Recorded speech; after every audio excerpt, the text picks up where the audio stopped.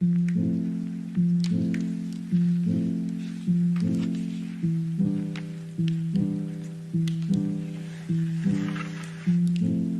everyone, welcome back on the channel once again, and in this video we're gonna be reviewing my iPhone 12 which I got in 2021 August, and it's been like roughly 3 years I've been using this device, and out of 3 years I've used it for 1.5 years as my primary device, और उसके बाद secondary पे अभी जब भी चीज़ को जैसी ज़रूरत पड़े वैसे यूज़ किया है।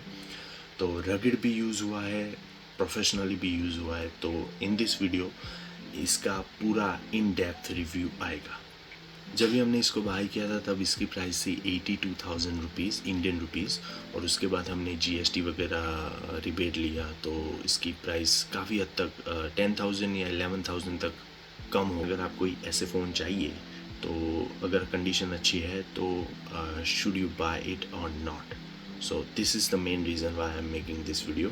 If you look at the design of it, it is exactly similar to iPhone 11, but iPhone 11 में ये जो edges है ना, ये sharp नहीं थी, वो curvy थी, curvy and वो थोड़ा सा thick था, एंड साइज़ में भी थोड़ा सा बड़ा था, क्योंकि ओवरऑल स्क्रीन जो है ना वो रेशियो सब सेम था, बट उसमें बेजल्स थे थोड़े से ज़्यादा थे आईफोन इसके कंपेयर में। ठीक है, तो ये थोड़ा सा hefty nifty kind of design है, छोटा सा फ़ोन है। ठीक है, and of course right now iPhone 16 has been released और डिज़ाइन कुछ हद तक सिमिलर है। I hope I'm not gonna criticize anything more, but kind of design similar. Right hand side पे you will get one power button. At the bottom there is one speaker and one microphone along with the lightning port जो charge के लिए वो, इसमें lightning port है, type C नहीं है। On the left hand side we have a silent button, ठीक है, जो अभी रिप्लेस हो गया एक्शन बटन से। Then we have volume buttons and SIM ejector tray. iPhone 12 is having A14 Bionic chip जो 5 nanometer बेस पे थी, A14 Bionic chip along with 4 gigs of RAM। तो iPhones में 4 GB रैम्स आती थी तब, और वो आई गेस हाईएस्ट था। This is the 256 one because I didn't want to compromise with the storage at that point of time. और उसके बाद मुझे लगा कि मैंने ये गलती कर दी, क्योंकि उसके बाद मेरे फ़ोन में हार्डली 6,000-7,000 फ़ोटोज़ आए थे, तो आधा फ़ोन तो वैसे ही खाली रहा। Anyway, it is having a 6.1 inch full HD super retina display, जो फुल HD सपोर्ट करती थी, XDR retina display. And I guess pixel density is roughly around 460 ppi pixel per inch, and screen जो overall screen ratio is 86%। बहुत ही छोटे छोटे bezels है side में, and the screen is kind of amazing। It is not having any 90 Hz or 120 Hz refresh rate.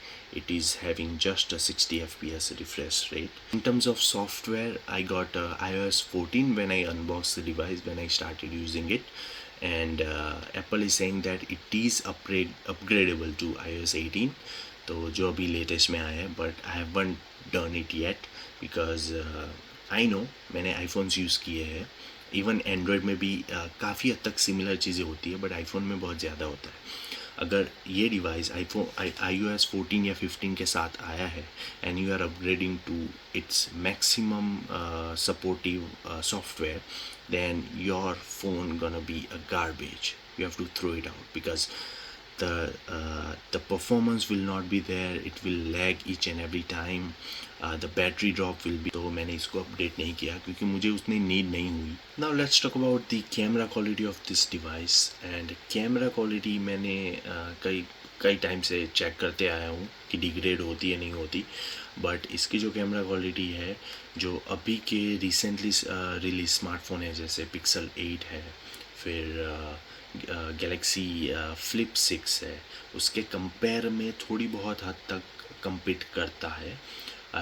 Of course it can not compete with S23 और 22 Ultra, but जो normal devices है उसके साथ काफ़ी हद तक जो कंपटीशन में है उसमें रहता है, क्योंकि it has a 12 megapixel back camera, having a 12 megapixel wide angle camera with 120 field of view, and the the main camera, which is our 12 megapixel, can shoot up to 4K 30 fps. So it has an option of 4K 24 fps, 4K 30 fps, and जो इसका जो aperture है वो 1.6 है. अगर आप 4K से नीचे जाते हैं तो 1080p 60 fps, 1080p 30 fps, ये जो ऑप्शन है शूटिंग रेंज वो भी आपको मिल जाती है. दैन वाइड एंगल व्यू में ऑफ कोर्स अपर्चर जो है वो थोड़ा सा बढ़ जाता है. It can only shoot at 2.4 aperture range 1/2.4. तो नाइट में थोड़ा बहुत स्ट्रगल करता है वाइड एंगल अगर लेंस से आप शूट कर रहे हो. बट नॉर्मल जो लेंस है it can shoot good night photos. अगर फ्रंट फेसिंग कैमरा की बात करूँ तो front facing camera is also 12 megapixel, but it is having a 2.2 aperture. Main camera है और एक वाइड एंगल कैमरा है. This is what people need, right? Some of the people out there also requires those telephoto lenses, but you can survive without it, so it's not that big deal.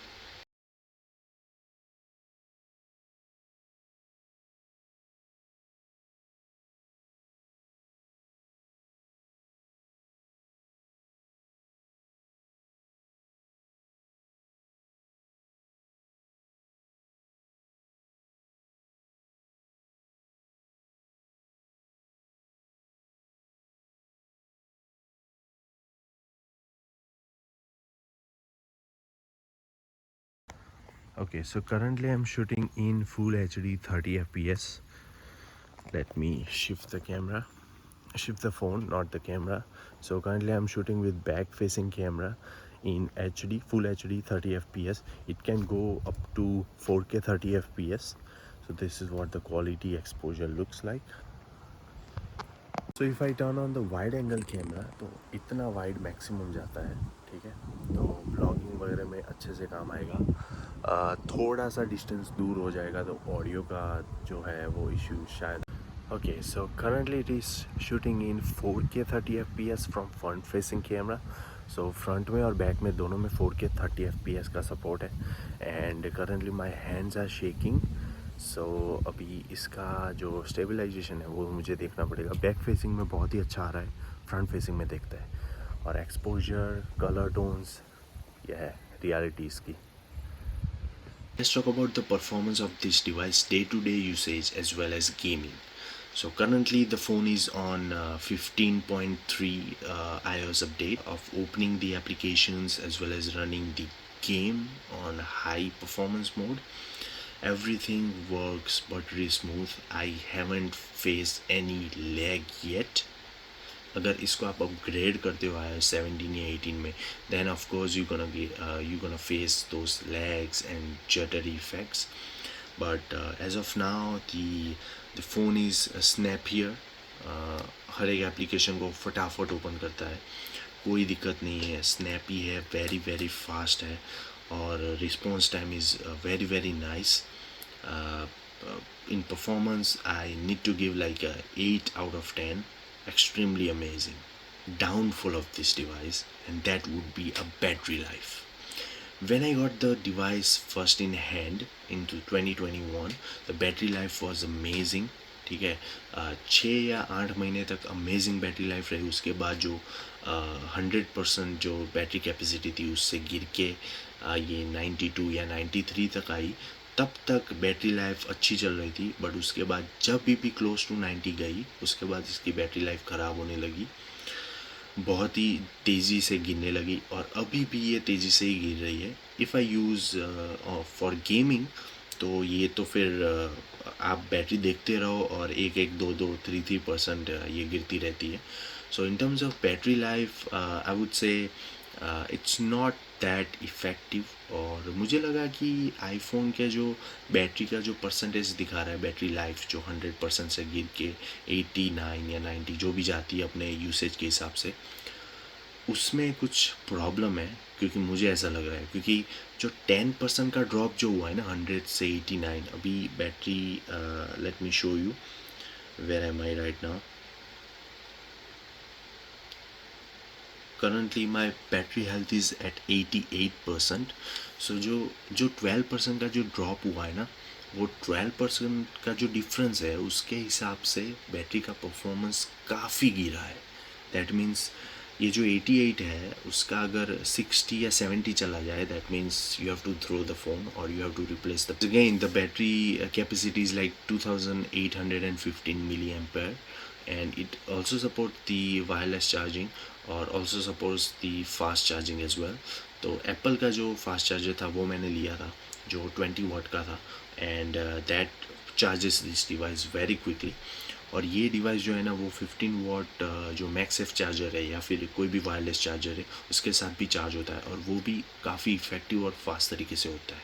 So that's why I am charging this device wirelessly, क्योंकि मुझे plug in plug out करने का वो पसंद नहीं है. तो I always charge all my devices wirelessly, क्योंकि वो टाइम ज़्यादा लेता है, उसके हिसाब से बैटरी हीटअप भी कम हो. तो battery life is no longer concern for me, but people out there will face it because it's a very old device, and especially if you buy this kind of device second hand, please make sure your battery health should be above 90%. अगर कई और कोई refurbish या कोई भी device ले रहे हो या ओपन बॉक्स ले रहे हो, that means well in that case the battery could be much more better than what used device usually have. So as I told you earlier that I have searched on Amazon and Flipkart, Indian Amazon and Indian Flipkart website, that how much this are selling it right now, but I couldn't get a proper details of it. तो मेरे ख्याल से अगर आपको price अच्छी लग रही है एज़ कम्पेयर टू आईफोन 13, 14, 15, अगर प्राइस डिफरेंस है, that means you can, I'm not forcing that you should go with that, but you can go with that. So that was the video all about, guys. If you like the video, hit the like button, do subscribe to the channel, and see you in the next video. Peace, take care, bye.